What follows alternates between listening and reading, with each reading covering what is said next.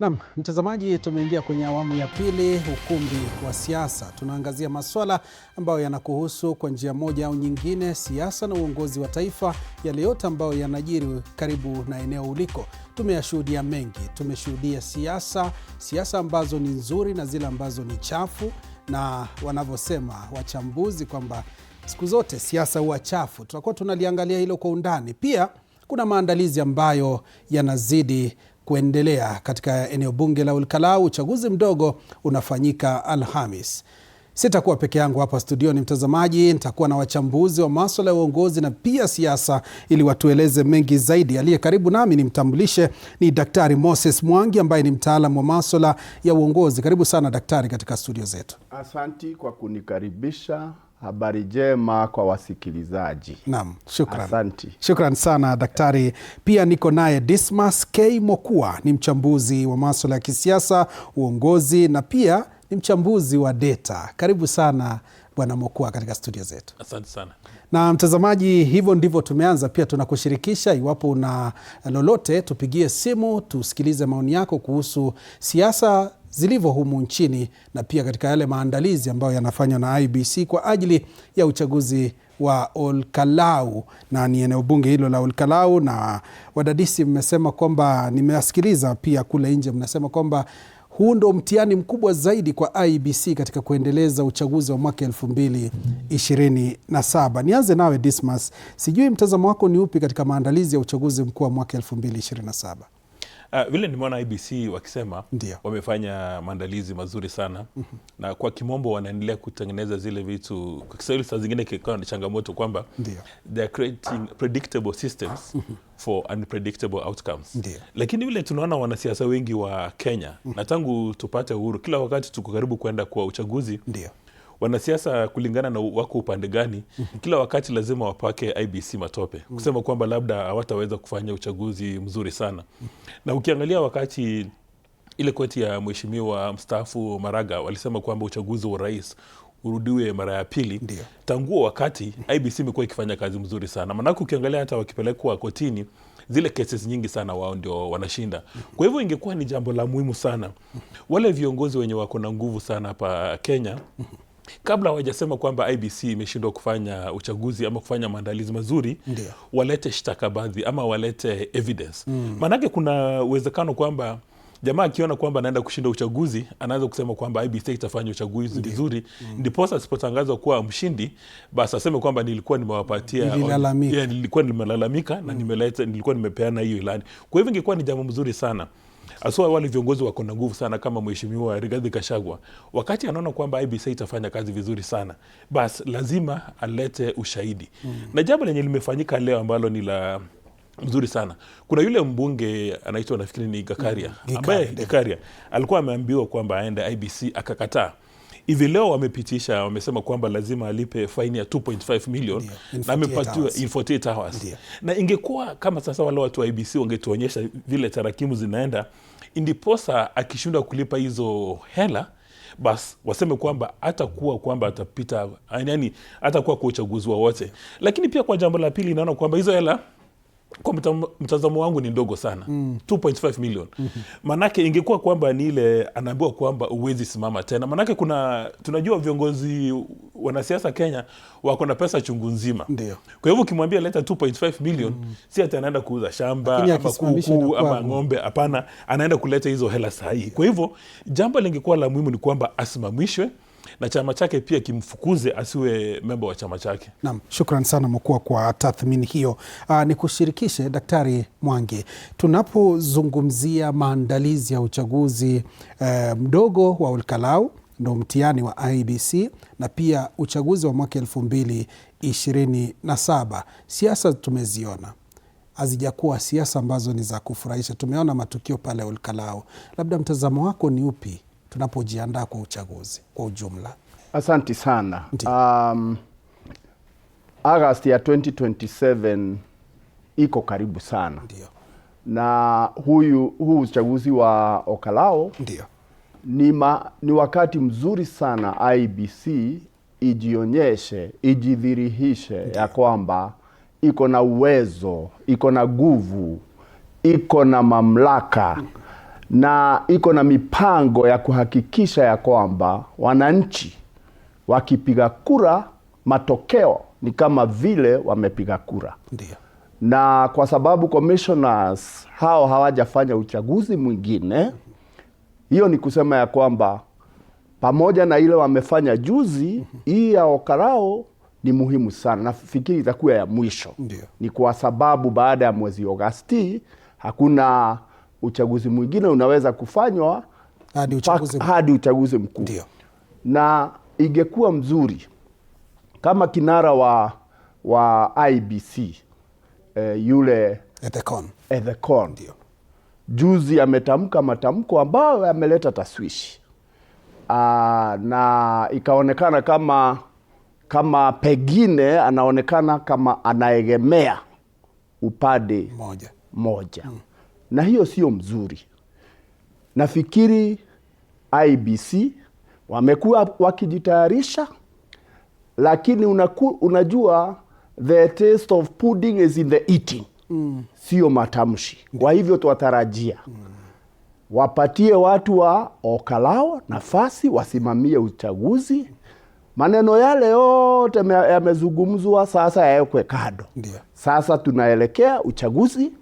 IBC ikifanya hiyo uchaguzi vizuri, itakuwa imewapa Wakenya hope ya kwamba uchaguzi wa 2027 utakuwa wa uhuru na haki. Ndio.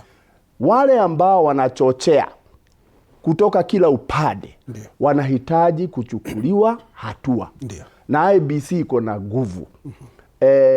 Wale wasimamizi wa security ambaye ni IG na wengine wanahitaji kuwajibika. Kama kuna mambo ya gunism ambayo inatokea na kuna polisi, IBC isimame kama IBC vile katiba imewapa msimamo. Na ninafikiri wakifanya hii ya Okarao vizuri, itawapa Wakenya tegemeo. Na tunahitaji kuwapa Wakenya tegemeo, ni kwa sababu hii nchi ni yetu, na tungetaka kila mtu, upande wa serikali, upande wa opposition, tungetaka tuwe na nchi ambayo demokrasia tunapiga hatua kwa hatua. Ndio. Naam, shukran sana kwa kauli hiyo. Tuangazie swala lingine. Nianze nawe Bwana Mukua. Tunapozungumzia siasa zilivyo, tumeona siasa ambazo zimechezwa, sio Olkalau pekee, tumeona katika maeneo mengine. Hivi sasa kampeni zile ambazo zinaendelea baada ya uchaguzi zinaendelea, na tumeweza kuona wale wa Linda Mwananchi walikuwa Kisumu juzi, wakaweza kuwa na hofu ya kushambuliwa na wahuni. Tumeona wahuni wakiwa katika maeneo ya Kisii, hasa eneo la Keumbu katika eneo bunge la Nyaribari Chache. Watu wakaumia, wengine wakashikwa, na hivi sasa kesi hiyo inaendelea. Tunapozungumzia siasa safi na siasa chafu, tunaelekea kuzuri katika siasa safi? Unajua, wakati unasema kwamba siasa safi na siasa chafu, vile umetaja hivyo, nimeenda haraka kwa waziri mkuu Musalia Mudavadi. Ndio. Vile anapiga siasa yake. Hata ukiangalia 2022 wakati alikuwa anasema kwamba vile uchaguzi utakuwa, kulikuwa na ile earthquake moment. Alafu vile hivi juzi akiwa Trans Nzoia tena amesema kwamba akiangalia darubani yake, mwaka ujao Mheshimiwa Ruto ndiye atashinda kura zake. Na hizo kura anazifanya kwa njia ya ustarabu, ambao naona Wakenya wengi lazima labda, yani they can emulate him. Wasome kwake. Wasome kwake ndio wajue kwamba wakati unapelekana ujumbe kwa wananchi, sio lazima uende na kifua, sio lazima ubebe kiboko. Lakini ukiangalia hilo mambo ya Kisii, na hilo la Kisii lanikera sana, manake mimi hapo ndio nyumbani. Ni jambo baya sana kwamba wewe ni kiongozi, umechaguliwa na wananchi, alafu vile tunaambiwa kutoka vyombo vya habari na vya ulinzi kwamba ni mwanasiasa ambaye amechukua hela akapeana watu wakaanza kurusha mawe. Na yeye ametoka kwa chama cha UDA. Huo ni, kwa mtazamo wangu, huo ni utovu wa nidhamu. Kwamba kuna mwanasiasa yote, iwe ni yule wa Nyaribari Chache ama mwenye alikuwa Kisumu ama popote Kenya, kwamba badala ya kuleta sera zako kwa meza, unapeleka sera zako kwa soko ndio Kenya wanunue, huo unatafuta fujo. Hii inamaanisha kwamba uko na challenges with your leadership. Manake kiongozi ambaye anaelewa uongozi ni nini, mwenye anakuja na sera, you sit down and you convince people with your ideas at the marketplace. You do not organize goons. Anasema soko ni huru. Soko ni huru, peleka idea zako. Kwa hivyo mimi, sasa ningekuwa ni jambo la muhimu sana kwamba yule amesimamia polisi, inspector general wa polisi, ili jambo asilifanyie mzaha. Manake asipolitilia manani na alishike mapema, kuna uwezekano kwamba vile tunaenda uchaguzi wa 2027 tutakuwa na gangs na gang leaders vile tuko nao watu kule Haiti. Na unajua ukiangalia from a political science perspective, our goons sometimes are used for voter suppression. Manake jamaa atajiuliza, mbona niende kutafuta kipande, mbona niende kujisajili, na mbona niende kupiga kura, kama wakati naenda kupiga kura nitakutana na guna nipige. Huu ni upande wa kwanza. Upande wa pili, vijana wa Kenya pia lazima waambiwe kwamba you will be so stupid, yani wewe ni mjinga kukufa kwa ajili ya mwanasiasa mwingine. Manaka wanasiasa wao ile kitu ile peke yake wanaleta hela. Unaona kule Kisumu kulikuwa na Bows and Arrows. Wanakuletea helas, wanakupatia mkuki. Yeye anaenda kwa hoteli ya kifahari kule Kisumu ama kule Nairobi ama London, anaangalia kwa runinga. Na ilali wale vijana maskini wanatumiwa vibaya sana. Na ingekuwa ni jambo la muhimu sana tena, hata kama tunaweza badilisha sheria kabla kura, lakini ngawaje wale wenye inafaa wabadilishe sheria, ndio tunaambiwa wako nao goons, kwamba mtu yoyote mwenye anapatikana kwamba ametumia goons, yani wewe umepeana hela. Na ninajua kwamba kuna uwezekano inspector general wa polisi akitafuta evidence vizuri, hizo hela zitaonekana mahali penye zimetoka. Kwa hivyo inspector general wa polisi asifanye hiyo kazi, kuna uwezekano kwamba Kenya itakuwa mbaya sana kuliko Haiti. Manake kuna vijana wengi ambao hawana kazi, na kuna vijana wengi sahihi ambao wamekaa tu kule kwa mtaa, wanangoja mtu awapatie hata shilingi 10 ama awapatie shilingi 50. Ndio. Naam, shukran sana Makua kwa hilo. Daktari, ni kushirikishe kwa hili. Ni wapi tumefeli kama taifa? Kwa sababu alivyosema Makua kwamba huenda tukajipata katika taifa ambalo lina wahuni na magenge, kwa sababu hata magenge tumeyaona, kwa sababu kuna taarifa ambayo ilitolewa na polisi, Kenya ina zaidi ya magenge 100. Ni hatari sana kwa taifa hili, na pia kuna suala la ukosefu wa ajira kwa vijana ambao wanatumika pakubwa katika mchezo huu wa kisiasa. Tufanyeje ili basi turekebishe taifa letu tunapoelekea uchaguzi mkuu, kwa sababu hii ni kama tuko ile warm up to a big exam. Kazi ya kuhakikisha ya kwamba nchi inasimama, hiyo ni kazi ya serikali ambayo inatawala. Ndio. Na tuko na serikali katika nchi ya Kenya ambao ilichaguliwa mwaka wa 2022 hadi mwaka wa 2027. Ndio. Na hiyo serikali ndio ina jukumu la kuhakikisha ya kwamba hakuna wahuni, ya kuhakikisha ya kwamba maisha ya Wakenya inalindwa, ya kuhakikisha ya kwamba mali ya Wakenya inalindwa. Hiyo ni kazi ya serikali. Tukiona hao vijana ambao wamejihami silaha waelekee kanisa huko Kisumu, ni kwa sababu kuna wanasiasa wa Linda Mwananchi, tukiwaona na wanaonekana na kamera, wanaonekana na kila mtu dunia yeyote, na hakuna hatua yeyote ambaye serikali iliyomo inachukua. Hiyo inaonyesha ya kwamba kuna shida katika serikali. Na kwa sababu hakuna Wakenya wote, hakuna watu wanasema ya kwamba William Ruto sio president wa Kenya. Niye president wa Kenya. Kabineti yake ndio inafanya kazi. Huyu IG sielewi ni kwa nini mkuu wa polisi na ako na katiba ambayo anahitaji kutumia ili kulinda maisha na mali ya wananchi. Ndio. Mambo yanafanyika, kumekuwa na mambo katika makanisa huko Kisumu, huko Kisii, kuna watu wamepigwa na mawe na wanaonekana, hata wale wamewalipa wanajulikana, na bona wanaendelea tu. Hiyo ni kusema, na tungeomba rais wetu ndio William Ruto, kwa sababu ni rais wa Kenya, the buck stops with him. Kama hii nchi itasimama, the buck stops with the president. He's the chairman of the security organs ya Kenya. Ndio. Wote wanafanya kazi chini yake, na ingekuwa muhimu sana wakati huu, mwaka huu moja unabaki, tujue ya kwamba hii nchi ni yetu sisi zote. Ndio. Kwa hivyo serikali ichukue jukumu yake ili Kenya isimame. Otherwise Sudan iko hapa imesambaratika kwa sababu ya ukosaji wa kuwa na serikali. Sisi wa Kenya tumetoka mbali na tunaenda mbali. Mahali tumefika ni ya kwamba ile mambo tumesoma tukitoka nyuma. Ndio. Kenya ipige mstari wa mbele. Kwa hivyo mimi naomba serikali ya William Ruto ifanye kazi yake. Wakenya tuko nao, tungetaka wafanye. Mwaka wa Agosti 2027 Wakenya wapige kura, wakimrudisha rais sini sawa, wakichagua mwingine sini sawa, sisi wote ni Wakenya. Lakini tafadhali IG na wale mmepata kazi ya kulinda wananchi, don't fail our country at this critical hour. Naam, shukran sana kwa kauli hiyo. Mtazamaji, tunapotupia jicho uchaguzi mdogo wa Olkalau, mengi yanazidi kuchipuka kutoka eneo hilo, ikikumbuka kwamba ni kaunti ya Nyandarua, eneo bunge hilo la Olkalau, na hivi sasa usalama umeimarishwa katika eneo hilo. Hebu tuwasikilize wakuu wa usalama wanasemaje.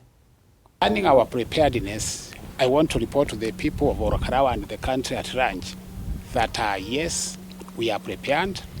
Of course, we have deployed as per the request of the IEBC, and we want to assure the people of Olkalau that they will be secured.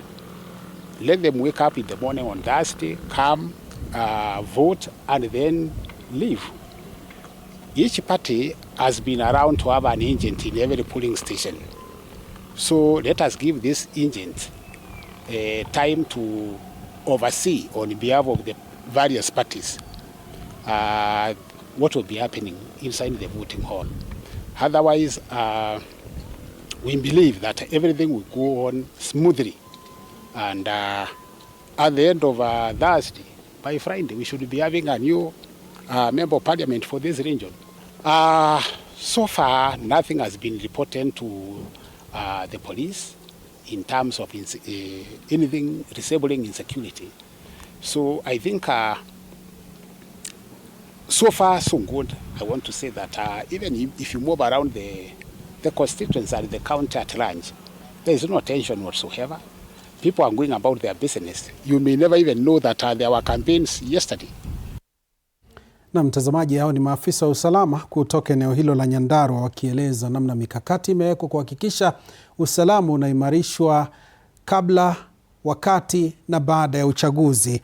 Nikisoma jumbe hapa, anasema anaitwa Eddie Omondi, anasema uchaguzi wa Olkalau lazima ufanyike na usalama lazima uimarishwe. Mwingine anaitwa Kevin Kiongera, anasema tunangojea Alhamis. Ndio hisia zako mtazamaji. Pia baadhi ya viongozi kutoka eneo hilo la Mlima Kenya wamezungumzia hali halisi na vilevile wito wao kwa Wakenya. Hebu tumsikilize gavana wa Kirinyaga Anne Waiguru. Na sisi tunaomba kura kwa unyenyekevu, kwa sababu tunajua kura zinatoka kwa wananchi.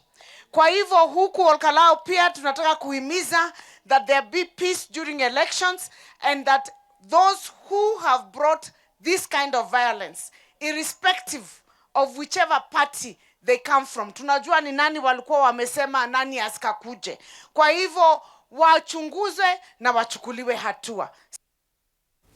Naam, mtazamaji, ndo hisia ambazo zinatoka katika eneo hilo la Mlima Kenya. Ikumbuka kwamba eneo bunge la Olkalau ni eneo ambalo liko katika eneo hilo la Mlima Kenya, na ni vizuri tuangazie sehemu za viongozi na pia maafisa wa usalama. Dismas Mokua, tuzungumzie swala lingine ambalo limejitokeza hapa. Tuliona miradi mbalimbali ikizinduliwa wakati wa kampeni za uchaguzi, na hapo jana IEBC ilikamilisha kipindi cha kampeni Olkalau. Labda sijui mtazamo wako ni upi wakati ambapo tunaona kwamba serikali inaendeleza miradi wakati kuna uchaguzi mdogo? Mtazamo wako ni upi hasa? Tangu tupate uhuru, wakati kuna hii by election, unaona kwamba kuna concentration nyingi sana ya mambo ya maendeleo. Na ukiuliza wale viongozi wanasema kwamba sisi hatuwezi acha kufanya kazi, manake kuna uchaguzi. Lakini ukiangalia kwa undani vizuri kabisa ni kwamba mara mingi ya maendeleo yanapelekwa huko, ndiposa wale watu ndio wapige kura kwa chama fulani ama kwa mrengo fulani. Lakini vile daktari hapa amesema hivi, kulingana na mambo ya guns, na nafikiri ni jambo la kukera sana. Kule Kisii kuna yule kiongozi anaitwa Timothy Bosire ambaye amekuja na ile system wanaita community vetting, ambapo wanasema kwamba yoyote mwenye anataka kusimama kura kitu fulani atakaa chini afanyiwe vetting na wananchi kabla hajaenda kusimama kwa chama chochote. Mimi naona ingekuwa ni kitu yenye tungefanya Kenya mzima, ndiposa yoyote mwenye anajulikana kwamba anachukua vijana wanaenda kwa guns, community seme kwamba sisi hatutaki huyo awe kiongozi. Manake kama unaenda kupigua kura, manake wewe unapeana hela kwa guns, inamaanisha kwa miaka 5 hauna incentive ya kuleta maendeleo. Manake unajua tena after every 5 years you are going to use guns. Kwa hivyo ingekuwa ni jambo la muhimu sana kwamba sisi wa Kenya wote, manake hivi sasa vile umekaa hapo hivyo, kuna rafiki yako mmoja mwenye unajua mkiwa na kamiti ya matanga uwezi muweka awe treasurer ambaye mwenye kiti, manake zile hela zinaweza enda hivi hivi. Na sisi kwa kila kijiji, kwa kila constituency tunajua watu. Sasa tuongeze kwa hiyo list hao wenye wanachukua vijana wanaweka kwa guns, ndiposa tuwa blacklist, basi hiyo blacklisting. Haya, kwa mambo ya maendeleo, hawa viongozi wana encourage watu waende guns. Hivi juzi umeona kwamba yule PS wa MSMEs Susan Mangeni wamekuja na ile kitu inaitwa Nyota. Sasa kuna Wakenya wanaenda huko kama 120,000 ambao wamepata 50,000, wanataka kutengeneza maisha yao yaende juu. Lakini upande wa pili kuna viongozi wengine wanawaambia hapana, msiende kwa hiyo laini. Kujeni hapa mningojee kila siku kwa soko ndio wapatie shilingi 10, ndio wapatie shilingi 100. Sasa unaona kwamba kama serikali imeleta kitu kama Nyota, mbona viongozi wote wawe ni wa upinzani, wawe ni wa serikali, wasi encourage watu waende kwa hiyo kitu kama Nyota? Mbona tena unapata viongozi wanawachukua nje? Alafu nimeona Kisumu hao viongozi wameletwa, kuna wale suspects. Sasa wale wenye walikuwa nawapatia hela wako wapi? Sasa wamepakia wao peke yao. Haya, pia hapo Kisii kuna yule kijana mwenye ameumia, ameaga dunia. Na tulikuwa tunaambia kwamba ndiye alikuwa analeta mkate jioni. Sasa lazima watu wajiulize, ukiwa kijana umepatiwa, hata tuseme kama umepatiwa 1,000, kisha uende huko upigwe, ukufe, bibi yako, watoto wako, familia yote, itakuwaje? Alafu ingekuwa ni jambo la maana sana kwa swali zenye umeuliza kwa mambo ya maendeleo. Haya mambo ya maendeleo asikuje tu wakati wa by election. Iwe tu ni kila wakati. Manake hii sasa hivi nimesikia hapo hivyo. Kuna jamaa mmoja alikuwa amesema kwamba ukiona kwa hizi SMS achebu nisaidie 1,000 kwa agents. Walikuwa wamesema siku zilizopita ilifaa tu uende kule Olkalau ungepata hizo hela. Manake watu wanasema waanio huko hivi sasa. Kulikuwa gasi inapeanwa, hata kulikuwa na boat. Watu wanauliza hivi sasa hapa kuna maji ama kuna lake. Kwa hivyo haya maendeleo inafaa yakuje continuous for 5 years. Tusije tukangojea wakati wa kura peke yake. Ndio. Shukran sana kwa hilo. Ni kushirikishe daktari, najua tukiangalia the proximity. Uko karibu na eneo hilo kwa sababu natoka hapa Murang'a. Tunapozungumzia hizi siasa, kwa sababu tunajua politics of tokenism zipo na pia kuna nyakati ambazo zipo. Serikali nimesema kwamba inaendelea kutoa maendeleo kila wakati, lakini hakuna lile ambalo litawazuia kutoa maendeleo hata kama kuna uchaguzi mdogo. Labda mtazamo wako ni upi tunapoangalia siasa ambazo zimechezwa pale Olkalau? Unajua Kenya hii wakati wa uchaguzi kama huu, hapo zamani za kale wakati wa Rais Moi, hii mambo ilikuwa watu wanakuja, unaona role zimekuja zimeweka vikigi ya sitima wakati wa uchaguzi.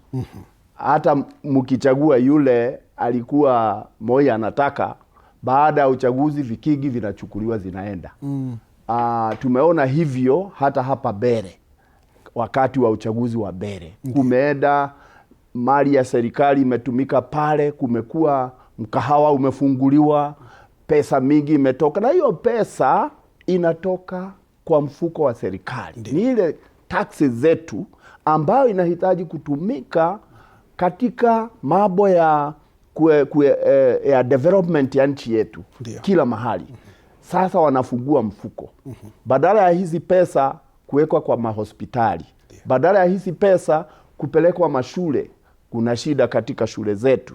Hizi pesa zinaelekezwa mahali moja na watu wengi wanahamia huko, hata wengine hawana kura. Ndio. Wanaenda kukula. Na tunajua ya kwamba baada ya uchaguzi on Thursday hautasikia hayo mambo tena. Kwa hivyo hii ni siasa ya watu ambao they are politically bankrupt. Backward. It's deception. Ni kudeceive wananchi. Na wananchi nao kwa sababu wako na shida nyingi. Ndiyo. Kama kuna pesa inapatiwana na uko na shida, si utaenda kuchukua. Kama huna mtungi wa gesi, si utachukua. Na ni sawa. Kweli ni sawa kwa sababu sasa imetolewa, lakini mimi naomba kama serikali ingefanya kazi kama Mwai Kibaki, ambaye mwenyewe hii mambo ya kupatia watu pesa yote ikawekwa kwa mfuko, development ikakua.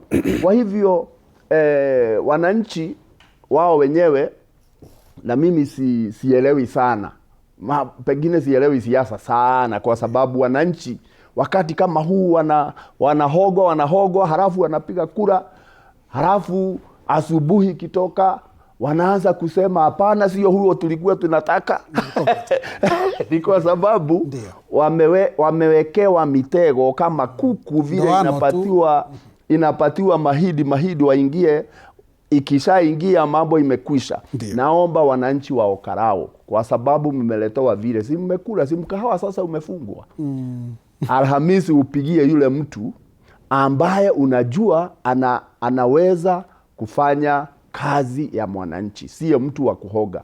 In any case, hii mambo yote tumeona. Sisi tuko katika, mimi nimetoka hapa Murang'a, na hata kuna wakati huko Makuyu zamani za kale kulikuwa na uchaguzi kama hiyo, na mambo hayo ikafanyika, na baadaye hiyo stima watu walikuwa hata vikigi vimeletwa ikachukuliwa. Hata hapa Okarao. Ndio. Vitu vingine ni za serikali. Si tumeona mattresses zimeandikwa GOK. Inapatiwanwa pale, na hiyo ni mattresses ya hospitali. Wale mlichukua hiyo inaweza kukujiwa na serikali. Kwa hivyo naomba mimi naomba vile ndugu yangu amesema. Ndio. Yule Bosire anafanya hiyo. Ni vizuri wananchi wapime mtu. Mtu hawezi kubadilika usiku. Kama mtu amekuwa mtu ambaye ni wa kuhonga, amekuwa ni mwizi, hata ukimpatia awe MP hata badilika, ataendelea kukuibia. Ndio. Wekeni watu, angalieni watu ambao wako people who have integrity, people who are proven, na mmekuwa na wao hapo. Wape MCA, hawa watu ambao mmekuwa na wao, wape MP. Wachana na hawa watu wanaletwa kuleta pesa na hata hawana pesa. Ndio. Ni kupatiwa kwa sababu kuna mtu ambaye angetaka chama yake ipate viti mingi. Ndio. So wananchi musije tena kama vile munalia. Kwanza hapa Mlima Kwetu wanalia, musichaguane vibaya halafu muanze kulia. Chagueni watu ambao watawasaidia. Naam, shukrani sana kwa kauli hiyo. Ni kusikilize Dismas, tunapozungumzia Mkenya kufanya uamuzi wakati wa uchaguzi, mara nyingi tumeona kwamba Wakenya wanasema tutachagua kiongozi ambaye atatusaidia. Ndio watamweka kwenye mizani, lakini sijui makosa yanafanyika wapi, kwa sababu kiongozi fulani atakuja awapatie kitu kidogo, mchele, chumvi, zile tokens.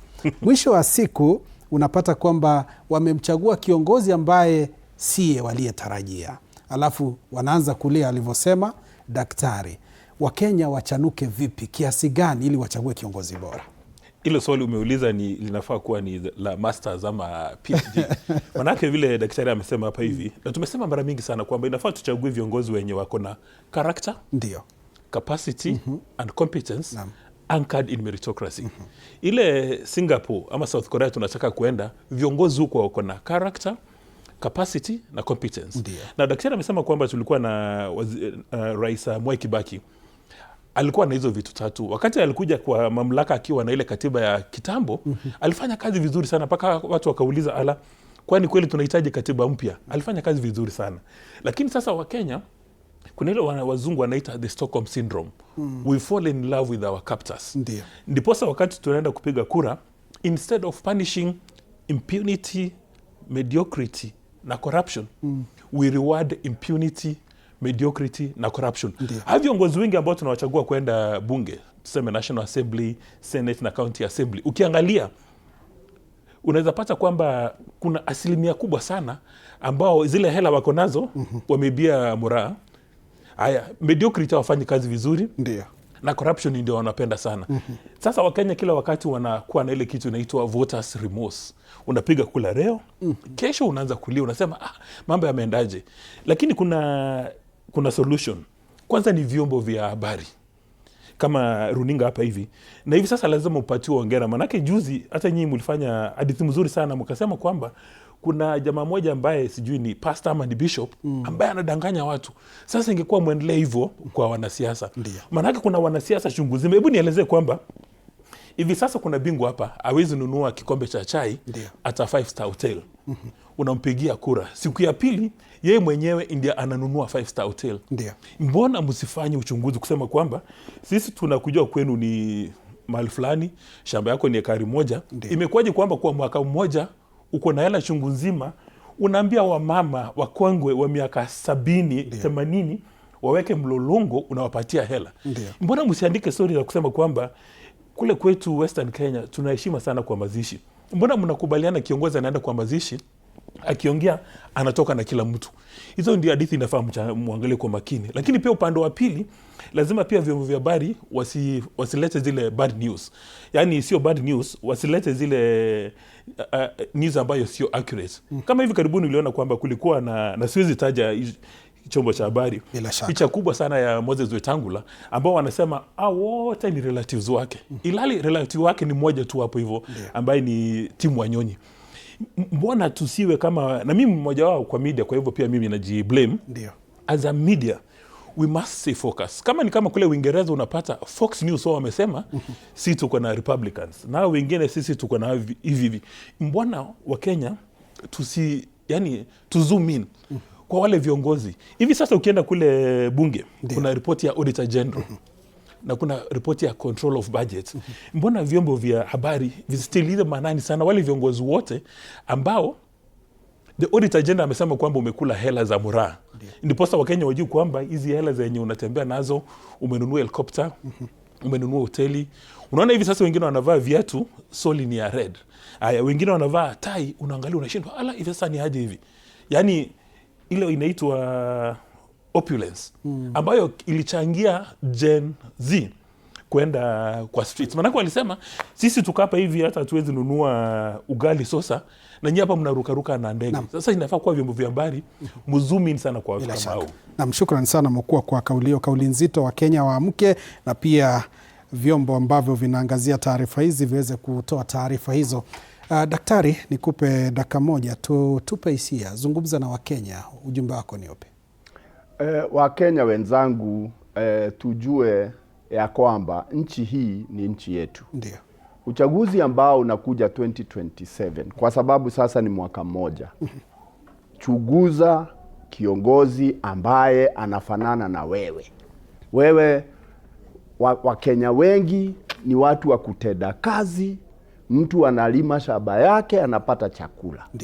Tafuta mjumbe ambaye ni kama wewe.